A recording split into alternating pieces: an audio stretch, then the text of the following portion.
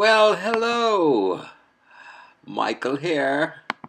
Looking again today at Psalms 26, specifically verse 6 to 8 for the exposition. Let's go ahead and read the Psalms then down to those verses. A psalm which is subtitled, I Will Bless the Lord. Verse 1. Vindicate me, O Lord, for I have walked in my integrity, and I have trusted in the Lord without wavering. Prove me, O Lord, and try me, test my heart and my mind. For your steadfast love is before my eyes, and I walk in your faithfulness. I do not sit with men of falsehood, nor do I consort with hypocrites. I hate the assembly of evildoers, and I will not sit with the wicked. Verse 6. I wash my hands in innocence, and go around your altar, O Lord. 7. Proclaiming thanksgiving aloud and telling all your wondrous deeds. Verse 8. O Lord, I love the habitation of your house and the place where your glory dwells. And so we look to the treasure of David as penned by Charles Spurgeon for the exposition. Verse 6. I will wash my hands in innocency. He would publicly avow himself to be altogether clear of the accusation laid against him, and if any fault in other matters could be truthfully alleged against him, he would for the future abstain from it. The washing of the hands is a significant action to set forth our having no connection with a deed, as we still say, I wash my hands of the whole business.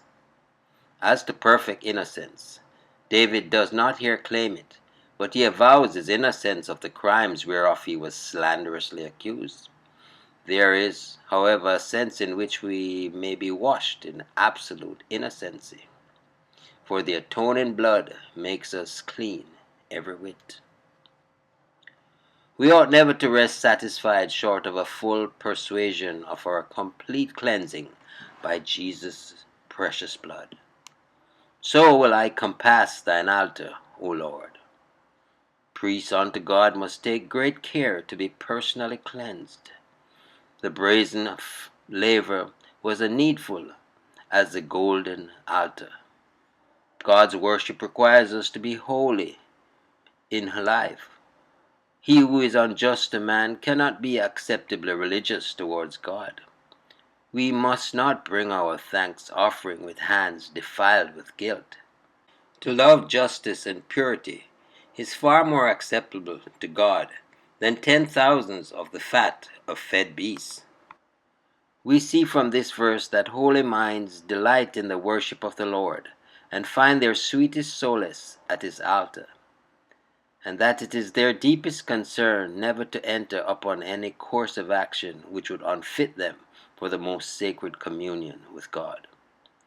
Our eyes must be upon the altar, which sanctifies both the giver and the gift. Yet we must never draw from the atoning sacrifice an excuse for sin, but rather find in it a most convincing argument for holiness. Verse 7. That I may publish with the voice of thanksgiving. David was so far instructed that he does not mention the typical offering, but discerns the spiritual offering which was intended thereby. Not the groans of bullocks, but songs of gratitude the spiritual worshipper presents. To sound abroad the worthy praises of the God of all grace should be the everyday business of a pardoned sinner. Let men slander us as they will. Let us not defraud the Lord of his praises. Let dogs bark, but let us like the moon shine on, and tell of all thy wondrous works. God's people should not be tongue-tied. The wonders of divine grace are enough to make the tongue of the dumb sing. God's works of love are wondrous if we consider the unworthiness of their objects, the costliness of their method, and the glory of their results. And as men find great pleasure in discoursing upon the things remarkable and astonishing, so the saints rejoice to tell of the great things which the Lord hath done for them. Verse 8. Lord, I have loved the habitation of thy house. Into the abodes of sin he would not enter, but the house of God he had long loved, and loved it still. We were sad children if we did not love our Father's dwelling place. Though we own no sacred building, yet the church of the living God is the house of God, and true Christians delight in their ordinances, services, and assemblies. Oh, that all our days were Sabbaths, and the place where thine honor dwelleth.